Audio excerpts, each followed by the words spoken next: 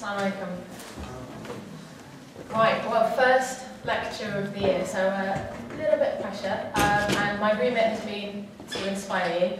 Can't promise to do that, but I will touch upon the objectives that are on there. I will talk about the lessons to be learned from the Olympic Games and how they can be taken into our everyday lives. I will talk about how I, on a personal level, and therefore, in my opinion, how you may want to aspire towards excellence in terms of spiritually, socially and academically.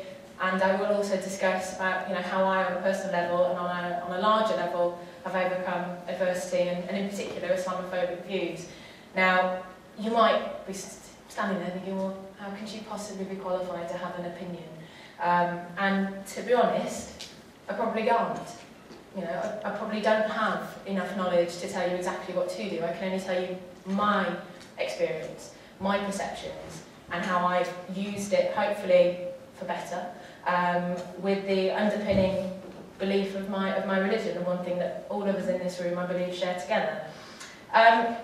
Sister's already talked about some of my background, but just to give you a little bit more, I am Muslim from birth. I'm white because my mum's white and my dad's white. My dad's Palestinian. They're both actually in Mecca at the moment, just finishing off Hajj. As is my elder sister. I am the second of 5 children, 3 girls, 2 boys. One is an eye surgeon, I am a teacher. One is a businessman. One is a nursery nurse, and one is an oaf that quite likes Assassin's Creed 3, but he'll learn. And alhamdulillah, I've always lived in England. I am a Yorkshire girl through and through, educated in Liverpool, and I do teach. I am the first hijabi, female, practicing Muslim, whatever you want to call it. But for me, I'm just a woman that teaches PE to white children. It doesn't really matter what my religion is. I've always wanted a career teaching sport. I do believe it's this fantastic vehicle for the achievement of so many underpinning values, and also for the education of the right truths about our religion. And I do see myself as this human resource. I teach in a mono-ethnic, very deliberate, completely white, ex-coal mining village school in right on the border between Yorkshire and Nottinghamshire. And I'm not going to lie to you, when I first started working there, it was the kind of village that people and organisations like the BNP specifically target.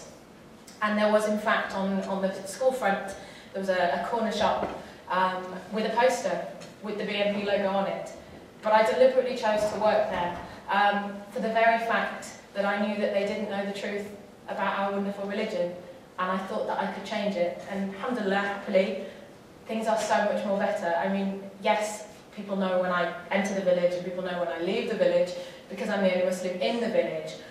But the amount of young people that now know the truth, that have fasted a day to just try Ramadan out, that think they're being really respectful when they cover their mouths because they've just had some crisps, so they don't want the smell of cheese and onion crisps during Ramadan to affect me. They are so tolerant, they are so inquisitive, and that's the right age. I know that you've been advised through the ISOC, through councils, to maybe go into schools. I'd absolutely encourage you to do so, because if young people don't have opinions, they reflect the opinions that they are told. And these organisations that go into villages and target, people that they've never been out of this old coal mining village. It's a high deprivation area, huge number of people living on the breadline. Primary target group for the Sun to go and get its readership numbers higher, or for them to profess these extreme views. So here I am, as a Muslim woman, not being oppressed, wearing multiple coloured headscarves to match my trainers normally, or to colour coordinate with whatever sportswear I'm wearing, and normally better at PE than my male colleagues. So completely challenging that stereotype. And I think the main thing really for me to talk about tonight, and I'll keep coming back to it, is that through having a really strong faith, you can absolutely achieve and combat anything at all that you're faced. And I do understand and appreciate that this ISOC is perhaps smaller in size and population than other ISOCs that I've maybe spoken at throughout the past year, but that doesn't mean your voice should be any less loud. It just means that you've got an audience that haven't heard what you have to say yet.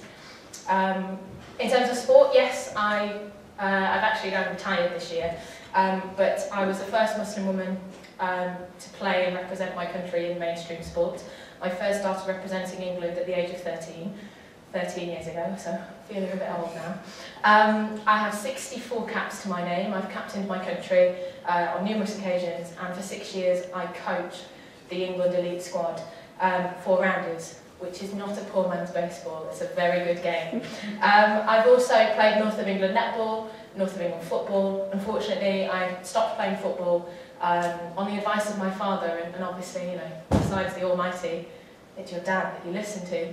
Alhamdulillah, stopping playing football just before my full England trial allowed me to take up rounders, and ultimately I still achieved my ambition, which was to represent my country, because if I am a proud British Muslim, I do think that two things can sit alongside one another, as long as you don't compromise the true thing, the faith, the Iman.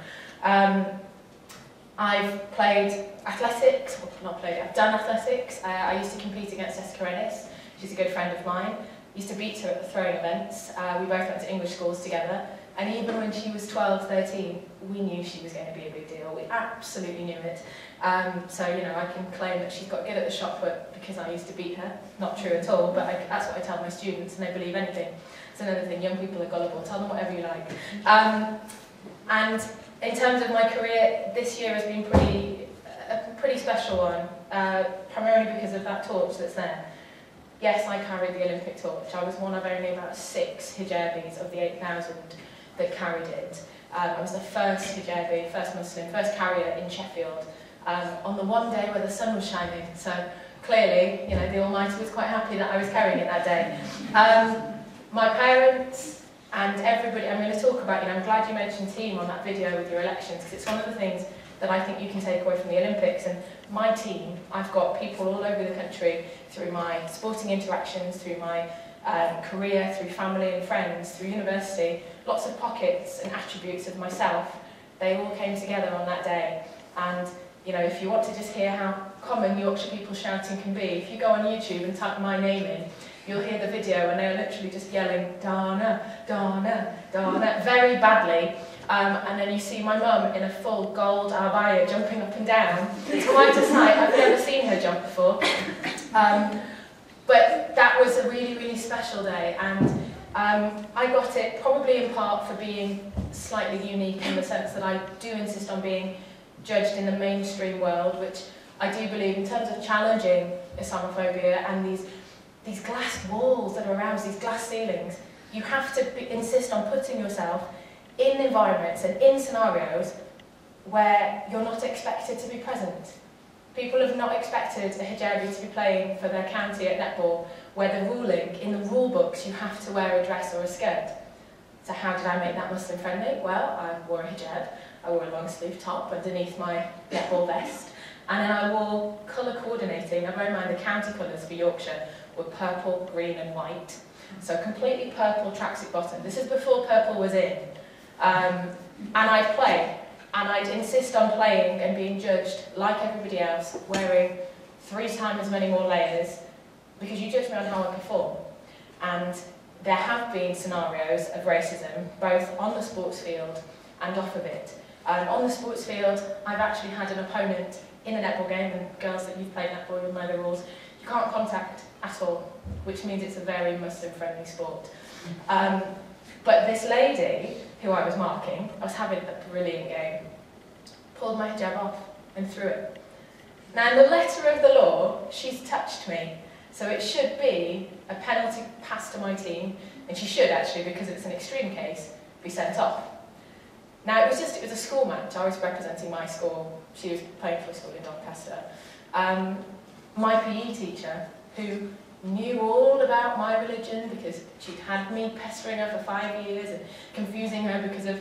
There were other Muslim girls in my school, and during Ramadan they'd bring in notes, excusing them from PE, and my poor PE teacher would be looking at me doing the bleep test, running up and down, but it doesn't really make sense. So my PE teacher was there on the side. I fully expected the whistle to go, and it did not. And the game carried on.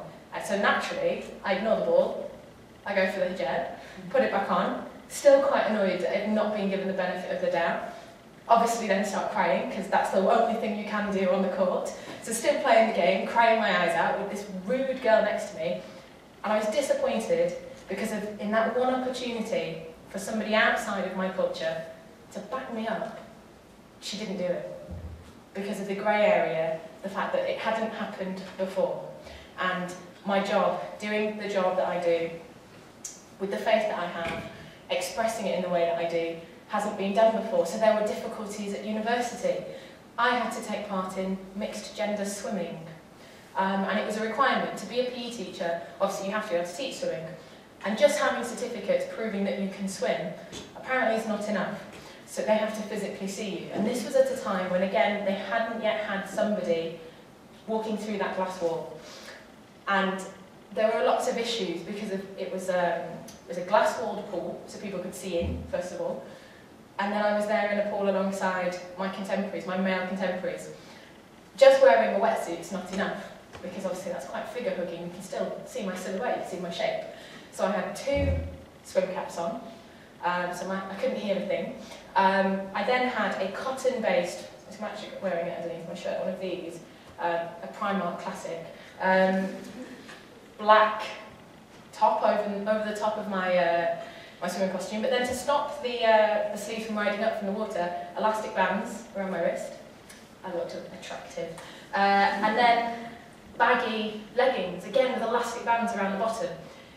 They were all cotton-based, so it was like I was an anchor. So I'm there absolutely killing myself in these lectures because I'm determined to not use my religion as a barrier, to not use my difference, if you want to call it that, as a disability. So I try and, through Arab stubbornness, as my dad calls it, insist on swimming as fast as I would normally, and I would get out of these lectures absolutely exhausted of all energy, having put myself through ridicule, really. I mean, I look particularly special. And then have to get changed within a 5-minute window to then get ready for a cricket lecture, which was never going to happen, because then you've got to wring all the water out of your bag, out of your clothing, before it goes into your bag, because then you've got to carry that around for the rest of the day. Alhamdulillah, now, as a result of work that I've done with my university, I went to Liverpool John Moores, they've changed how they do their swimming lectures, they've changed how they assess within swimming, and they've blacked out all of the walls, so you can't see in. So prior to me turning up there in this unusual place for a hijabi to be, they were not aware that there was a glass wall. They were not aware that there was a barrier, until somebody was right there in front of them going, right, this is ridiculous, look at what I'm wearing, this is not on, and they've changed it. And I didn't ask for that change, I found a fix because I was too stubborn to walk away. And I was ready to go and be a PE teacher. It's absolutely been my dream, because I see that so many things can happen through my subject, but change has happened. And you are in such a fortunate position right now where there will be things, there will be ripples, there will be butterfly effects that you start. And you may not see the end product. You may not even know that you've made a difference until you go back there. I've now got students that I've taught that are studying at Liverpool John Moores, and they're telling me of the differences that I've made. I'm somewhat of a celebrity over there, which is ace when you're a teacher, because then it means the children really like you. But I didn't expect this change. They've changed how they assess in dance, because again, within dance and gymnastics for my course, you had to do a performance of some sort before you then write an essay about it. Well, any time that you're upside down, naturally your top will come up. So I refrained from doing the more difficult moves, therefore lessening my grade. Because of when we performed, it was often to everybody else in the year group, which included men. And I couldn't guarantee that when I was upside down, that, a little bit of my back wouldn't stick out. So I jeopardised my own grade. They've now changed it again. In terms of off of the sports field or out of the sporting arena, just for wearing a hijab, I've been given a hard time, and I'm sure there have been times when, perhaps brothers because of their beard, and sisters also, post 9/11, you can probably associate with what I'm about to say. I mean, I'd just done my GCSEs when 9/11 happened. I found out about it whilst getting changed for a hockey match, actually, and being told. But then from thereafter, so it's during my A-level year, I'd be there in my school uniform, which had a colour-coordinated scarf, art folder, would walk down to the local tram station in Sheffield from school to try and get home. I lived 2 hours away from my school by public transport. and some irrational lady on the tram insisted that I must have anthrax in my art folder. It was chalk. But I was thrown off. I was a 16-year-old girl, thrown off of the tram. Thankfully, I had my mobile phone, but my father, he was an engineer on the other side of town, couldn't get to me, but I was not allowed on the tram. Other occasions, I've had cake thrown at me, which if I was quick enough, I'd catch and then eat it and go, thanks. But just because of this automatically apparently makes you somebody that's quite extreme. I get asked questions quite a lot by the children I teach about the hijab. They're very curious. There are children that think I'm bold. There are children that think this means that I'm deaf. There are children that have wondered if maybe I've had cancer and then decided if I become a Muslim then nobody will ever know.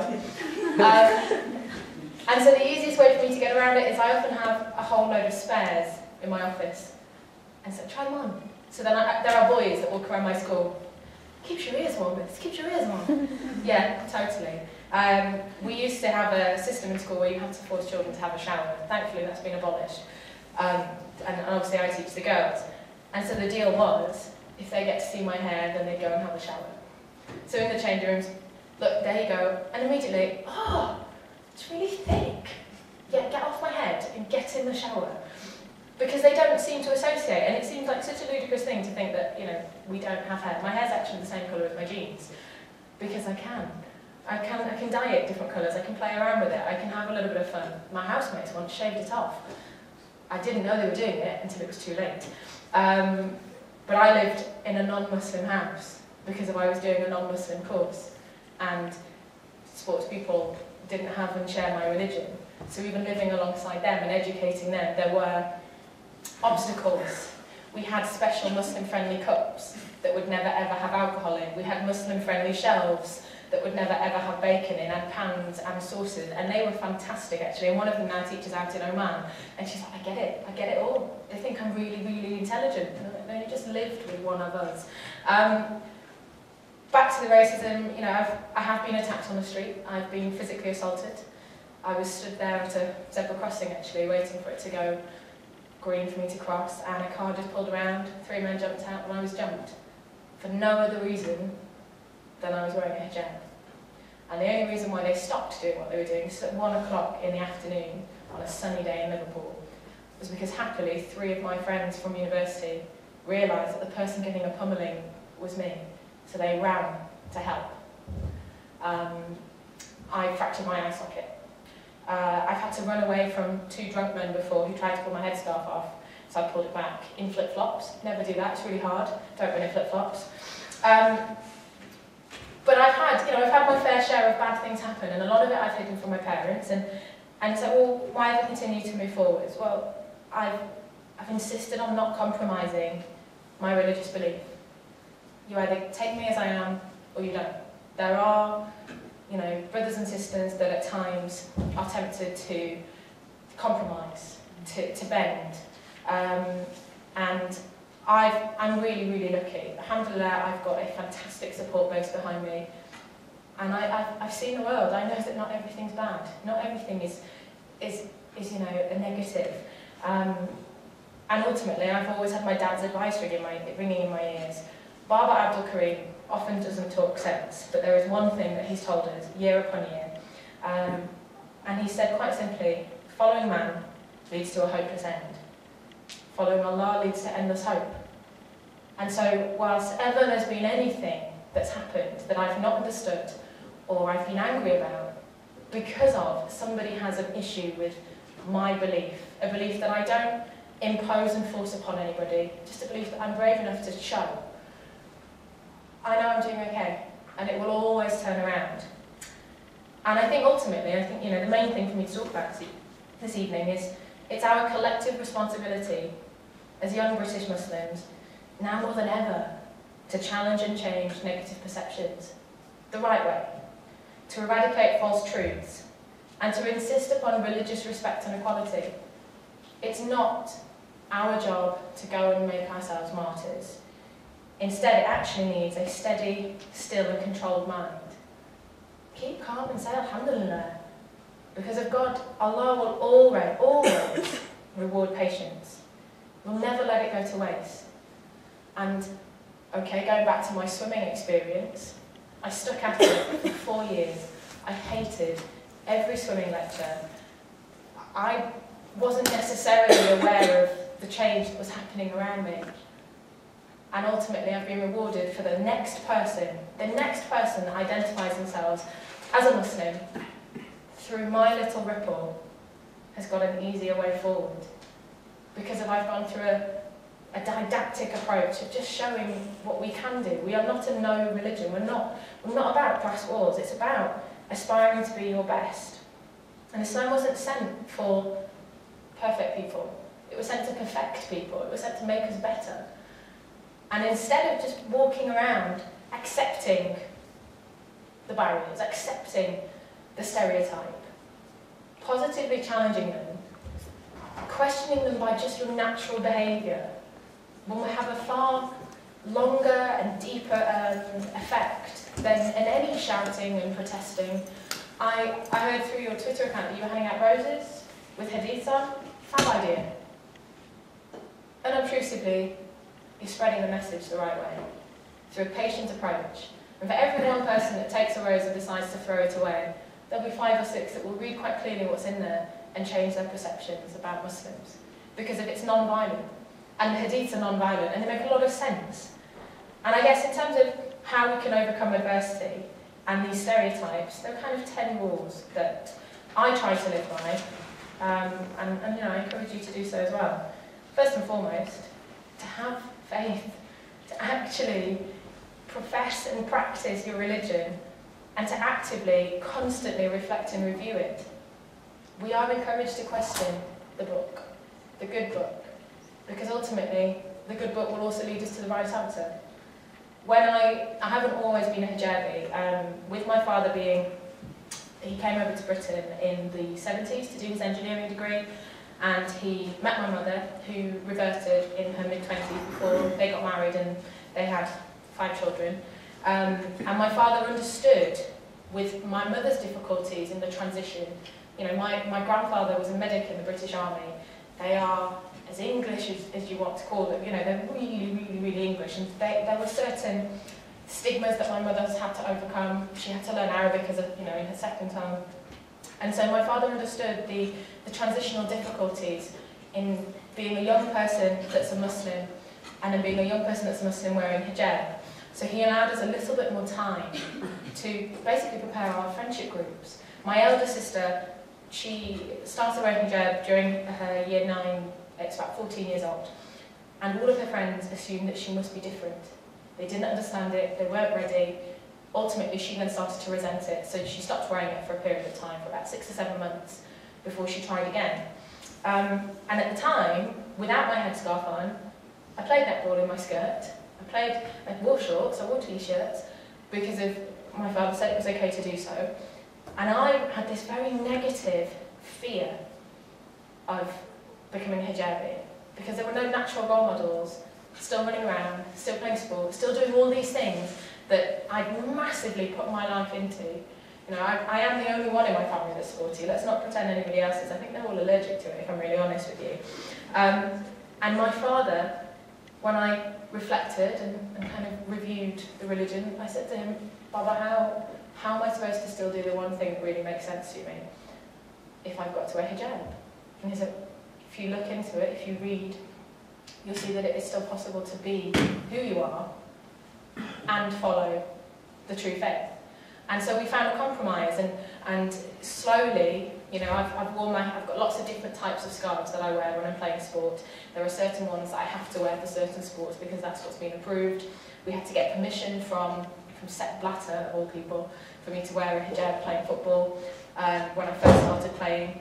Then, for those of you that may have followed sport, it became banned until last summer, and then the hijab's been approved again, because of a lot of work that's been done by the Women's FA, the Muslim Women's Sports Foundation, and actually the Prince of Jordan, to eradicate that inequality, that racism, institutional racism from a governing body. But I questioned my faith, and my father encouraged me to seek the answer, and happily, alhamdulillah, found it, and I'm still on the right pathway, both in my chosen ambition and career, and I believe my religion. Number 2, you have to remember Allah in all the decisions, the good ones and the bad ones. Because ultimately, on the day of judgment, it's nobody in here that really can make judgment and have an opinion on what we are doing, what we're wearing, what we're not doing. There's only one person. So if you've made decisions without considering that, then that's a gamble that you're prepared to take. 3, we have to give dua. For ourselves, for our community, for our families. It's one of the things that binds us together. We may be strangers in terms of knowing names, but we are family in the sense that we believe in the same thing, and therefore we can make dua for one another. We need to always look for opportunities to do good. The sister before was talking about how you can get involved in volunteering for the society. I'd absolutely implore you to do so. It's not always easy to figure out what the good thing to do is, but if you keep Allah in mind, and if you go back to the Quran and look for guidance, you will always find it. Be innovative. When I had to go into work because of it was, despite it being Eid, my students actually looked for the opportunity to do good. They offered for them all to sit and wear a hijab so it would feel like I was at home. So they all wore one, multiple colours, quite enjoyed that, and then they just walked around going, Muslims on tour, miss, Assalamu alaikum, to all these teachers that were thinking, what on earth is going on? But that was them trying to do good, in an ad hoc kind of way. It's important that we don't worry about the future. First of all, you'll get really bad wrinkles, but there are things that are going to happen by thoughtless individuals that will impact all of us. And similarly, we're not to dwell on the past. Yes, 9/11 happened. Yes, 7/7 happened. And regardless of our personal opinions on those little matters that have affected everything globally, if all I did was focus and concentrate on what happened in New York on September the 11th, then I really wouldn't be living. And that is the gift, to actually have a life, first of all, to try and do the right thing, to secure your place in the hereafter. Look at what you've got. Don't covet other things. We are in such a material world right now that it is very easy to be just thinking about, I talked about how my brother is obsessed with Assassin's Creed 3. I think it came through the post yesterday. He's only surfaced for water. That's literally, and he shouldn't be being controlled by something that really is a violent boys' game. I don't really get games, I'm sorry. We've got all of them, and I don't get it. Because I prefer to not pretend I'm playing tennis with my wrist. I like to go and play tennis. And I find it hilarious when my brother's like, look, I'm exercising. No, you're not. You're just posing like a fat man. Go outside, go and get some fresh air. But we are in such a material world, and there are brothers and sisters with nothing. Whether or not you support charities in terms of zakat in this country or elsewhere, within this country, there are a number of brothers and sisters with no food, no shelter, that are Muslims. And I think there's a charity called Zakat UK. If you're not already supporting it, absolutely go and do so. Whether or not that's your 2% or a little bit more, it doesn't really matter. But how can I sit there at night eating a meal in central heating house with my family around me, knowing full well that there's somebody with absolutely nothing to their name and nobody at all watching over them? Don't expect words of gratitude from others. There will always be somebody that walks through a door that you hold open that will not smile and say thank you. There will always be somebody, and I hate it. I work in a school, and there are teachers that you walk past and you say good morning, and you get nothing. Instead of me being angry by that, I do it every day to the same member of staff. I've been working there for 5 years now. There is this one teacher that I swear has never said anything to me. So I make a point of being the example. Good morning, hi, and I get nothing. And eventually, either they'll change their ways or I'll get the reward elsewhere. I am being patient. But you will not always get the gratitude. Fasting the day of Arafat, we're not going to know whether or not it's worked until later on. You just have to trust that it's the right thing to do. Going to Hajj and trusting, that what you're doing in the company that you're going with. My parents, I know, have been calling every couple of days. We said thank you to the guys, we got off the coach, and nobody said anything back. And well, why would they? There's 5 million people there. It's a very busy place. but be the example as young people within this university to have a voice. Having a voice by yourself is one thing, but you have a collective voice together, so it's going to be a lot louder and a lot stronger. And if you're opening all the doors and you've got people walking through not saying anything back, at some point something will change. The penny will drop, and they'll see the good. And with every positive smile, you chip away at that stereotype that we are a segregated, closed community with extremist views and a violent tendency. It's absolute rubbish. Of course we're not. But that's the perception of some people. Ignorance is such a powerful weapon. And if we don't directly challenge it in our behaviours, in our attitudes, in our actions, then we're forever going to be the victim of it. Eat halal. I know it's a really obvious thing, but there are so many brothers and sisters that fall foul on this. I've never had a round-tree food pastel. Don't really want to. Children at school can't understand that. They're like, yeah, but miss, that's so nice. And I don't care, it's got pig in it. What? What are you on about? And I like a good risotto if it's homemade, but I won't have one at a restaurant because I don't care what you say, the alcohol is not burnt off. It's still in there. But it's so easy in a Western world to just go, oh, just one mouthful of this, nobody will know. And so many of us fall foul on that. And I do believe, not necessarily in karma, but in fate. And if you do something, it will come back to you at some point. And that one little piece of Haribo might be your downfall. Who knows? Crucially though, eating halal also includes eating together. And I'm sure there are, I saw the images, there's probably lots of opportunities for you to sit and eat as a society. Food's always really good, so make sure you go to them. Stay fit. This is a big one for me. There is nothing in the Quran that says you should not be physically active. In fact, it says the absolute opposite. The Prophet ﷺ's wife beat him often at races. And it's in the Quran. So therefore, women, we should be quite active and more talented than the men. The only time he beat her was when she was too old. He said, right, let's race now. She was an old lady. Indeed, it was the women that were helping the warriors in the fights in the armies. The first control of Islam and the spread of Islam, it was women. And okay, I apologise, brothers, that I'm really pushing this on the women here, but I would quite like for there to be other hijabis where I go and train, other hijabis within the teams I play in, and it doesn't have to be mainstream as I've chosen. It could be segregated. I know that there are the University of Manchester, since a previous visit, have now set up a Muslim women's netball team, and they do Muslim women-only Zumba. You have to be physically active. It is proven to improve your cognitive function, so you'll get a better degree from it. You'll interact with and directly challenge that glass ceiling. The stereotype of white men can't jump for basketball. Well, there is a belief that Muslim women can't do sport. Absolute rubbish. Ibtihaj Muhammad, who is a US fencer, she chose fencing because it allows her to be completely halal.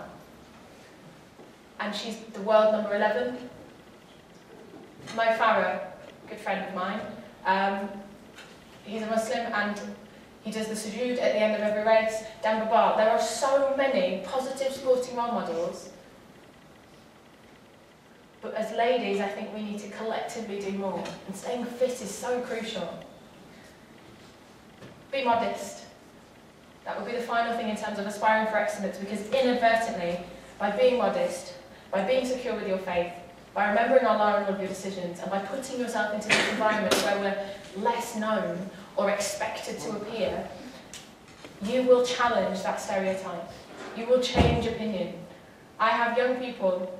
When I first started working at the school, I was surrounded actually. They put their hoods up. It was quite a bad school when I first started working there. There's been a lot of work done since, and I was told to get back to my own country. I was born in Rotherham Hospital, and I'm probably more white than most of those kids, to be honest with you. And I was told all kinds. It was called a packing. I'm not really at all. I was told lots of really, really negative things, but by just being in a job where you're not expected to be, these children now, they understand what Eid is. In fact, on the final day of term, which was last Friday, every class of about 30 girls at a time We're not shouting out Happy Christmas like they used to do when I first started working there. They're actually Eid Mubarak, Miss Apples and Cream. They can't say AbdulKarim, it's too far in, apples and cream. And then they get prouder of themselves when they can, first of all, say it, AbdulKarim, and spell it. And they get very mad when their parents can't, I told her how to spell it, miss. It's not like that, I told her, so it's fine. They've got to a point now where I am the norm, and indeed many of the girls that do see my hair would quietly come up to me afterwards and go, don't take it off again, because you're not the same.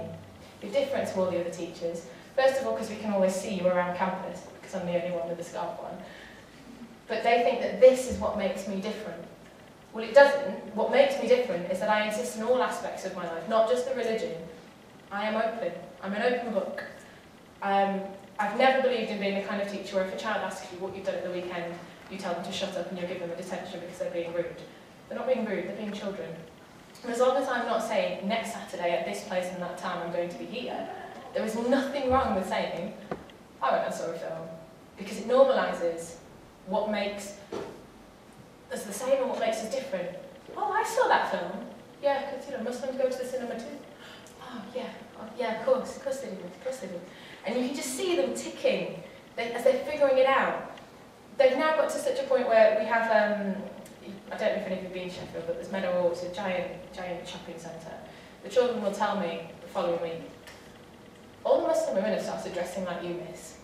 They're all colour coordinating their headscarves and they're always in accessorise. Yeah, that will happen. And they take notice and I get followed and my family hate it because they get followed. It is now to a point where my difference has made me so in with these kids because I'm so open about it. And by breaking down these barriers, by following those 10 rules, the children know the truth.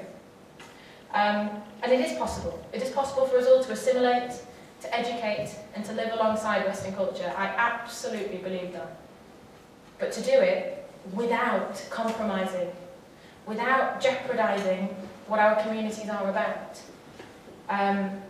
There are those, unfortunately, that have been deceived by the temptations of the Western world, and there are people at different times that may question whether or not they're following the right path. But actually, true excellence is not owning an iPhone 5.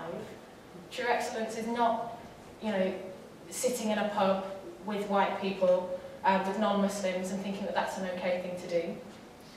True excellence is being secure enough in what you believe in to know that ultimately you will be judged for the right things, for your ideas, for your opinions, for your philosophies, for setting out your stall honestly. I work in a PE department where everybody else, before me working there and even since, believes that the best thing to do on a Friday after work is to go to the pub. From the very first week of me working there, I've just been very honest in saying, you can continue to have that, but I unfortunately will not join you, because I can't put myself in that environment. Rather than that be a segregating factor, because I've been honest and upfront from the start, they're like, fine, no problem. We'll make sure every other week we go to Costa. We'll have a coffee.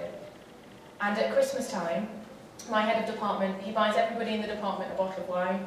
He buys me 2 multi-packs of chocolate bars, which I don't actually eat. I give them out to my form because I'm not a huge chocolate bar person. But I've not asked for that. He's realised and recognised the need to change it. During Eid and Ramadan, they take extra responsibilities off of my hands. And again, I've not asked for that. But by being upfront and honest about it, in a non-Muslim world, they've actively changed their behaviours because ultimately they've judged me on the other things.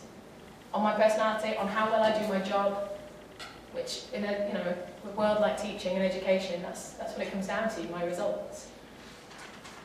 Islamaphobic views only survive when we as a group hide. We hide from society and we reinforce false stereotypes. So by going that one-off, oh yeah, I'm going to go and see that 18 film that I know is going to have a lot of zina in it, it's going to have a lot of nudity in. Well, we shouldn't be there. It's as simple as that. But by compromising for that one moment, trying to come back from that, the double standards of going, well actually, yeah, it might have been okay a couple of weeks ago, but it's not anymore. That's where Western society then struggles. If we constantly are flipping and tossing and turning. We need to behave as though there is no glass ceiling around it. It is my ambition, now that I'm a secure employee, to move upwards, to be a head of faculty, to be in charge of my own department and to reinforce my vision, and ultimately to become the first PE avenued hijabi to be a head of a non-faith school. I could quite easily go and teach for the rest of my career in a faith school, but I think I'm denying the very unique aspect of myself as a teacher, as a human resource, to help with this knowledge base that young people need. The direct assault on the perceived limitation of the stereotype oppressed Muslim women has been successfully challenged this summer. The Olympic Games, I don't know, did anybody go to the Olympic Games? Anybody watch it 24/7 on the TV? I mean, I'm not going to apologise, I am the biggest sports nerd in the world, and I could probably stand here and talk to you blow by blow against every medal that was had in all 204 countries, but I'm not going to do that. I'm going to rein it in.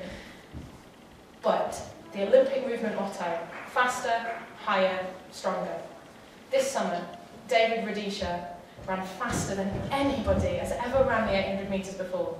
Did it in 100 seconds. It was phenomenal to watch. Higher, well, the GB medal tally, more medals than ever before.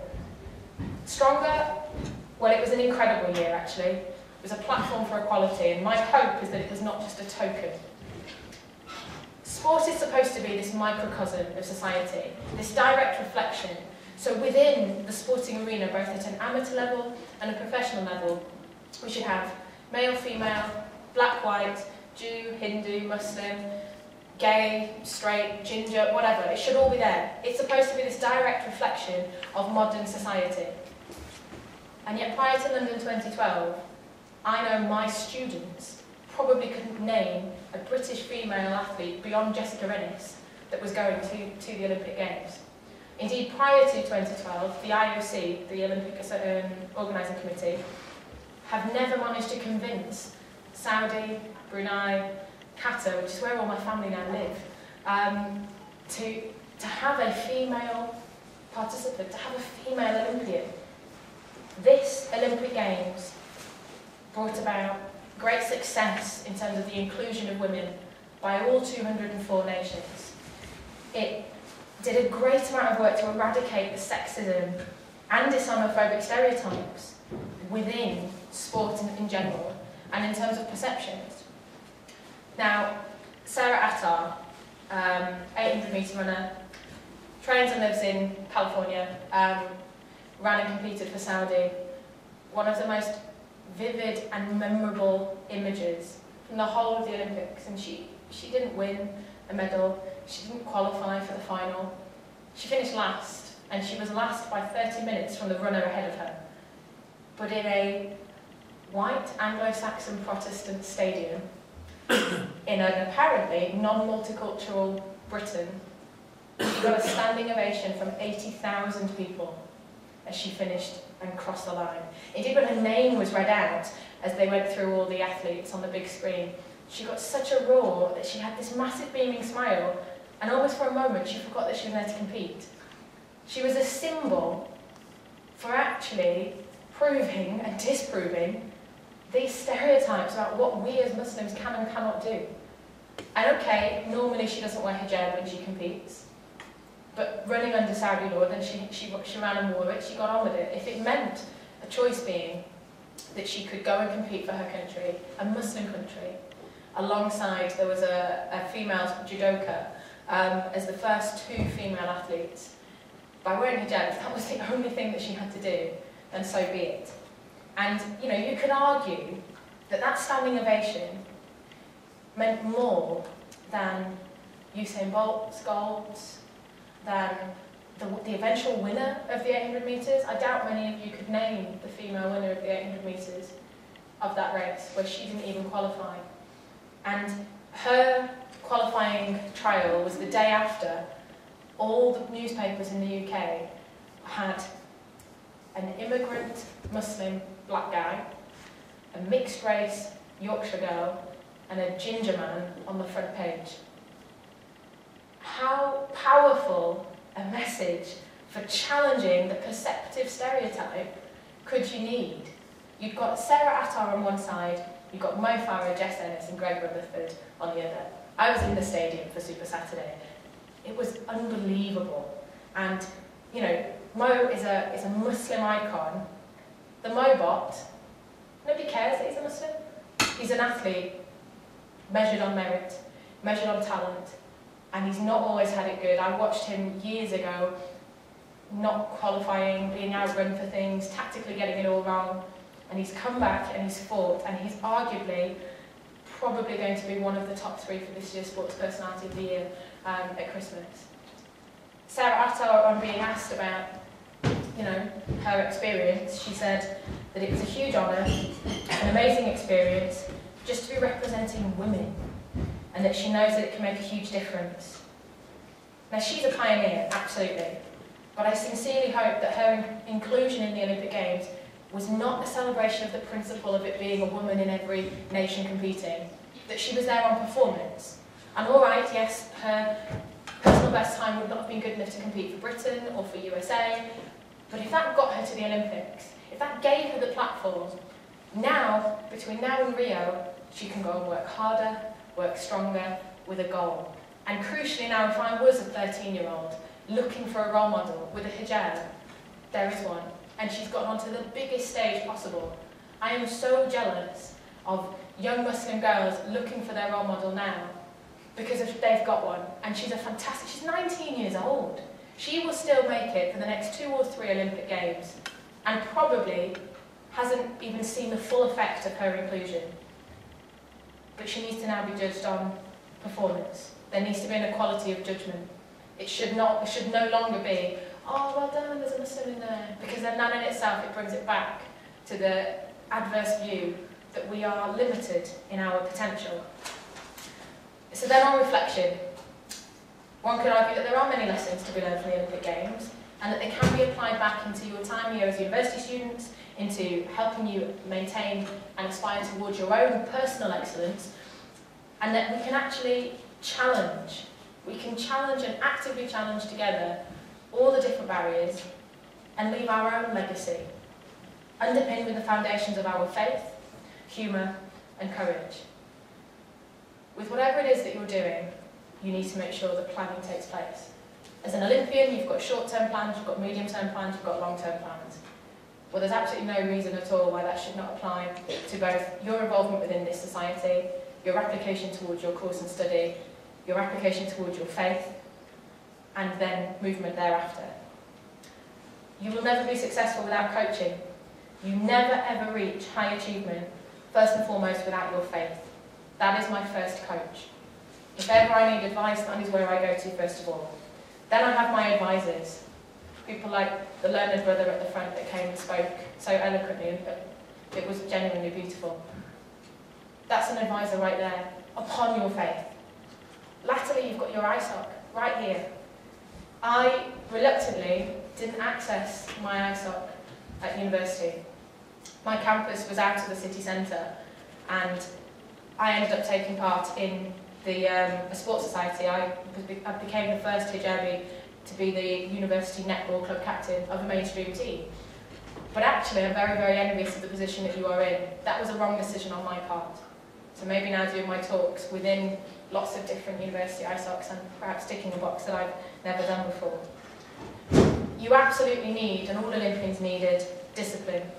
The commitment to practice and be patient.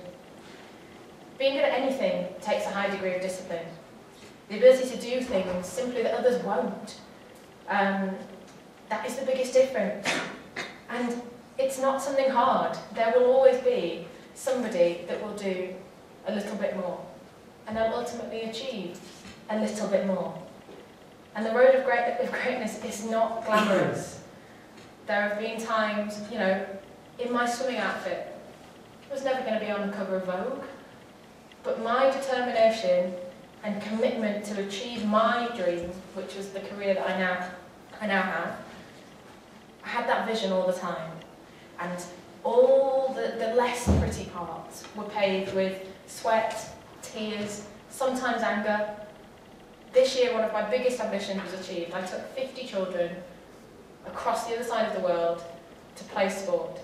Some of these children have never ever been out of Yorkshire before, never been on a plane.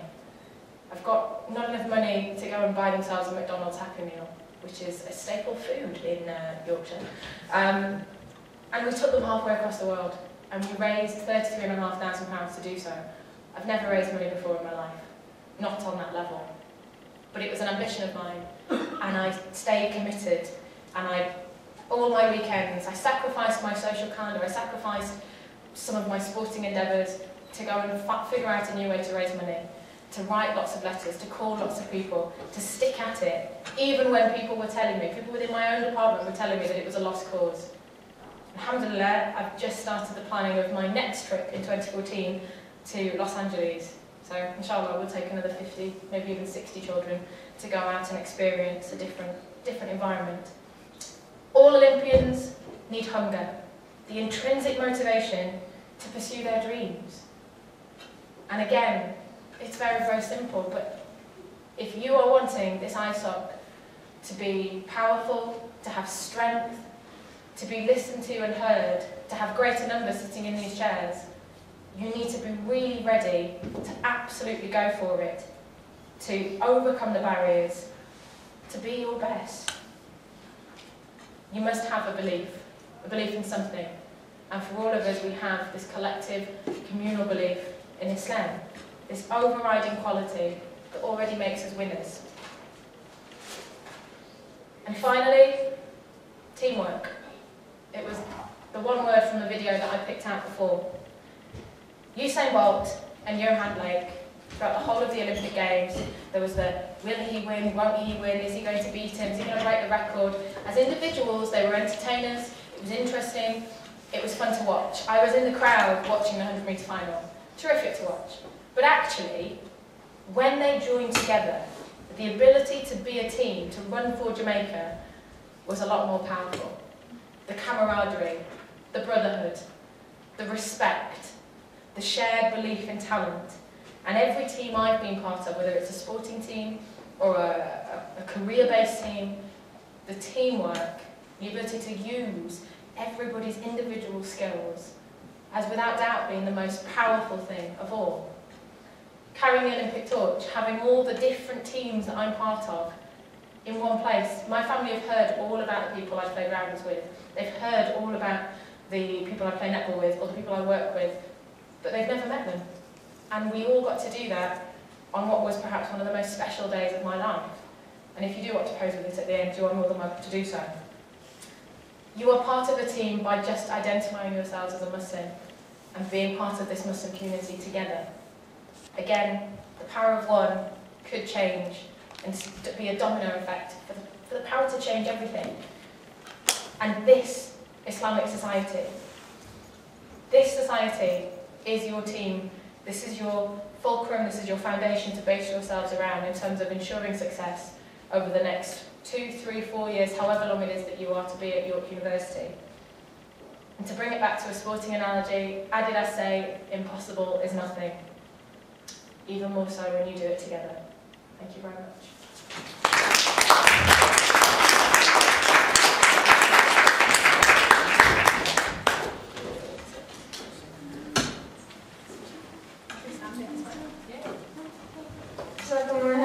So we're going to be having a 30-minute question and answer session.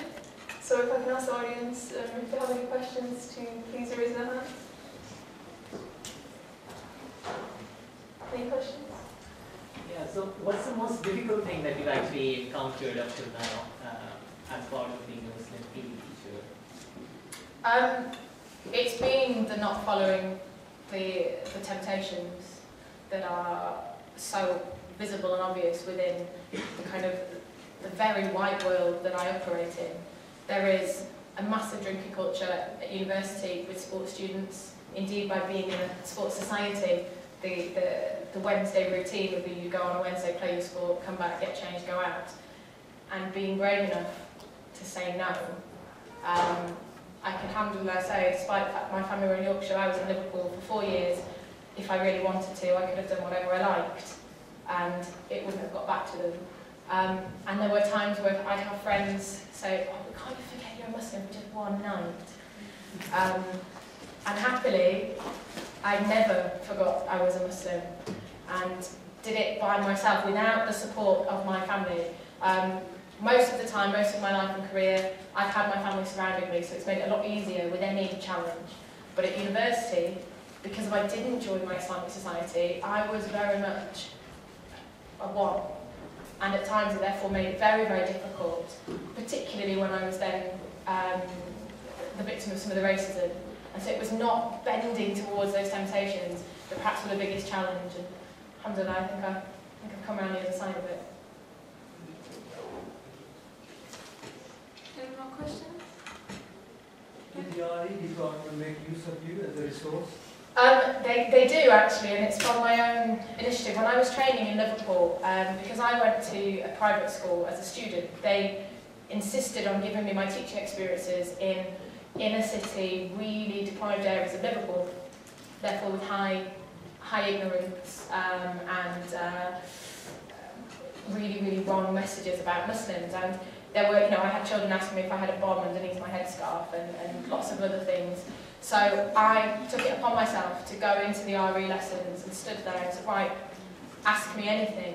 And at first, in these schools in Liverpool, the RE teachers would stop the child from asking questions and say, that's racist. And I'd step in and go, it's not racist. If the child doesn't know any other way to ask the question, then that's the true way for them to ask it. I think we are all quite educated to know if somebody's just too ignorant to know how to word it better, or if they're trying to be racist.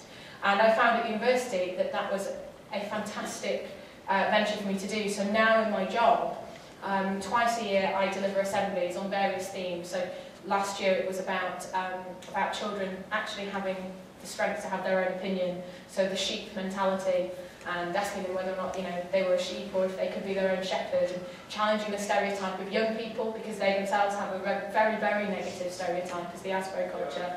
And then in year 8 in my school, they learn about our religion. So I do, if my free lessons work alongside, I literally stand in there and it's an open forum. And then I often have children that will come to me in their own time that perhaps were not brave enough in the lesson to go, well, actually, can I ask you this question? And it's been a fantastic additional resource that I've been able to offer my school. And it's the reason why I work in a mainstream non-faith school, because of questions like those that these children have, that an RE teacher sounds down, I will answer, and therefore change the opinion or give them the truth, give them the facts. It's been incredibly useful. Any more questions? Question about sports. Yeah. What do you think is most important to make future Olympians? Sorry? What is most important to make future Olympians? To make a future Olympian, I think talent, first and foremost. Jessica Ennis would not be an Olympic champion without talent, and that was very clear that she had that from a young age. But you cannot get there by talent alone. I think you have to also have the right provisions in place. Sheffield in the early 2000s got the English Institute, which means now that Jess can train as a professional athlete. Prior to that being there, I would have argued maybe she'd have got to the Olympics, but she definitely would not have won a gold. Ultimately, you have to have a support base, family or coaches or medicine, and I think those three things working together, regardless of somebody's background, regardless of, it's not about money. Yes, there are certain sports that are still class defined, like tennis, but most Olympic sports are for the common man, the normal man, the woman. And the more that these positive role models break through from different backgrounds, from different upbringings. I mean, Mo Farah was illiterate. He couldn't read or write when he first came over from Somalia. So his PE teacher put him in the football team and then realised, hang on a minute, he's got a really good engine, identified the talent. Now let's find somewhere for him to go and train, gave him the facility, and the PE teacher was the platform of support.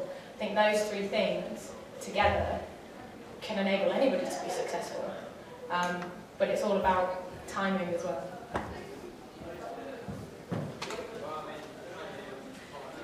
So you actually mentioned about the glass ceilings, basically. The interesting point that you mentioned was the fact that glass ceilings that people who are in control do not even know that they exist. Are there any other such ones which still exist and have not yet been challenged, which may need to be challenged within the next few years? I think outside of our religion, I think ultimately non-white managers and leaders in decision-making positions, whether that's in the sporting industry or out of it, there are still I think there's 5% of all football managers in the Football League from the lowest division right to the Premier League are non-white. I think that actually means 2, which is a really, really low statistic. Similarly, women in decision-making business roles, I think that also, there are a number of gender-specific ceilings for people to make movement through. Similarly, there are still not enough Sir Sugar type individuals, people that have come from very, very poor backgrounds socioeconomically and moved upwards. And I think for every Lord Sugar or every Mo Farah or whatever, somebody that's made that social movement upwards will have that domino effect that will make it easier for people. I'm sure there are barriers that I haven't even considered for the very simple fact that I've either not encountered them or not considered it deeply enough, but the ones I've actively questioned or queried or brought under contention hopefully have changed. But then there may still be those barriers that will persist for the simple fact that maybe my voice wasn't loud enough. It needs another person and then another person. And I believe that is there a Muslim woman that's the president of the student union at the moment?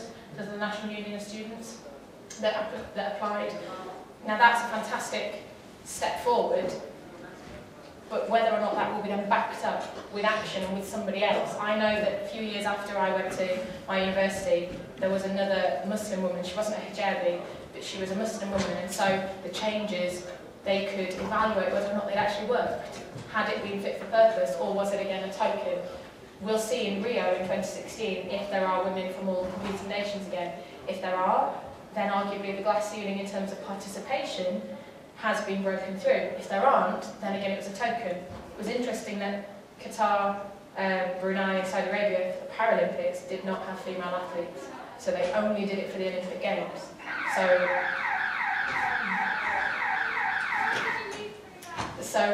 while Sarah Attar may have made massive strides, it may all have been in vain because it maybe was taken from the perception of token rather than genuine behavioural change.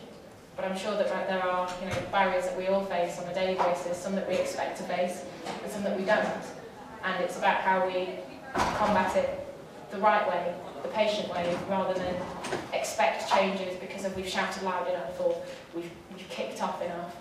And I think the more we as a group insist on changing things, the fewer barriers there will be for generations thereafter.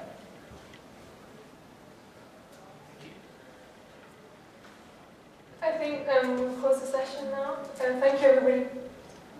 We've got one more question. Sorry, we'll just end with the final question. I just wanted to, first of all, it's so incredibly heartwarming to see more Muslim women hijabis in schools. I remember watching the Olympic Games, and you see one hijabi from the hijabi, you just feel so proud. I don't know how much the brothers feel this, but especially for my hijab friends, it's really incredible to see. But so you're saying that we'll only see if it's been successful if it's been backed up by the next Olympic Games, and also how much it's backed up by Muslim women in general getting participating in sports. So I just want to ask, how do you? I don't understand what it is, but for some reason it's really, really difficult to get Muslim women in sports. I come from an area where there's it's pretty much almost practically a majority Muslim population. I used to part of the karate club there, and it was a female karate club, and the instructor was a female Muslim as well, and she was amazing. And I haven't been since coming to uni, I haven't been back. And when I called her up to check if I could come back for sessions over the holidays, she said that it's basically stopped because people stopped coming and no one's participating anymore. So how do you propose getting more women regularly and committed to sports? I think there's a few ways that it can be attacked. I know that the Muslim Women's Sports Foundation are doing a lot of work. The problem is that they are quite isolated in terms of their impact at the minute. They've got access to support in Manchester, Birmingham and London, which are high proportion Muslim areas, but actually they've not got anything going on in Yorkshire, so they've asked me a few times to go over to Manchester to do some things. I know that they've got governing bodies working with them, so the ECB for cricket and the FA in particular. This year the Muslim Women's Sports Federation actually had an awards evening at Wembley Stadium, and the chairman of the FA was there, and it was a fantastic night. But again, I don't know whether or not it was their first time to do that. So the organisations have got to first of all work actively with governing bodies, and the governing bodies should, for them to secure funding from Sport England, they should have a whole sport plan, and within that whole sport plan you have to stipulate how you are going to combat inequality in terms of participation figures based on the population of the zones that you're working in. So the governing bodies have a responsibility, but also I think a lot of it's to do with re-educating the older generations, the fathers and the grandfathers, the first immigrants to Britain. I've been requested by a school in Sheffield as a high proportion of Muslim students that are not engaged in PE. I was asked to go in and do some consultancy-based work. And the key feature was not that the environment was wrong. They had, closed-off areas, single-sex changing rooms, single-sex female PE teachers, female students. The uniform was not a problem. So the conditions for PE were fine. The issue was, obviously, a young Muslim woman has got duties outside of school. So it was her job to get home and then often help prepare dinner, or go and pray, or do other duties in the house. And then there's the fact that, a young woman walking home by herself after school, when it's right now it gets dark at 4 o'clock, becomes a factor. And there's a lot of fear in first of all, the movement around as a young woman without your mahram with you. And so we advised the school to, first of all, offer tasters of activities that are Muslim friendly, that are sensitive to the difficulties. Things like boxing lines, aerobics, Zumba, karate. There are actually quite a high proportion of Muslim women that do start martial arts because of it is largely a very covered, and it's about body respect and sensitivity. But also there had to be a re-education using the Quran to the families to show them, first of all, that the school understood the religious requirements of these young women and respected it, but secondly, that being active is not anti-Islamic. There is that stigma within the community that Muslim women don't sweat unless they're making fataya or, kike or, preparing the evening meal. We don't sweat, and we're not aggressive, and we shouldn't be active because that's a masculine thing to be. Well, no, that's the perception. But if you challenge ignorance, and it's internal ignorance that we are not capable of doing these things. If we challenge ignorance with hadith, with Quran, with fact, then there's no argument. And I think that's, my uncles that still live out in the Middle East, when they come to England, when they visited the family, and they'd ask my dad, well, where's Dana? And he's like, oh, she's playing this, or she's out doing it. They're like, why? They're not allowed. And my dad would just whack it out. Read that, and that's it. And then my uncles would just have to stew and accept it. And a lot of it is convincing the decision makers of the household, the parents, for it to be a priority. I think maybe getting some Muslim women to go to a club might be a step too far for some communities, but actually getting the appreciation and respect that being active should be a priority, that it should be a life choice rather than an option, is the key. And I think that's actually symptomatic across all religions. There are, across the society, young women are not active. It's something that I as a teacher am having to face on a daily basis, because they think it's a male-orientated environment, because of, again, girls don't like to sweat, they don't like to be active. There's a lot of self-esteem issues within the gender. But if you are inventive, we have boots in school. They're like ice skates with elastic bands on the bottom. So basically it's like running around on moon boots. and the girls love them, we make them run the cross-country course in these boots. They won't run the cross-country course, they'll walk it. But if they've got the kangaroo boots on, which actually means you have to work twice as hard, they'll do the lesson. And they haven't made they think, oh, this is fun, because it is fun. But actually, they're being so much more active than they would be in a normal lesson. And we've just tackled it from a roundabout corner. But in terms of the religion side, you tackle ignorance with faith, you tackle it with religion. And ultimately, at some point, there will come a time where these dads were like, okay, there really isn't any reason for it. And then we also put on a minibus, so then the mahram issue, there was a bus that took them and brought them back.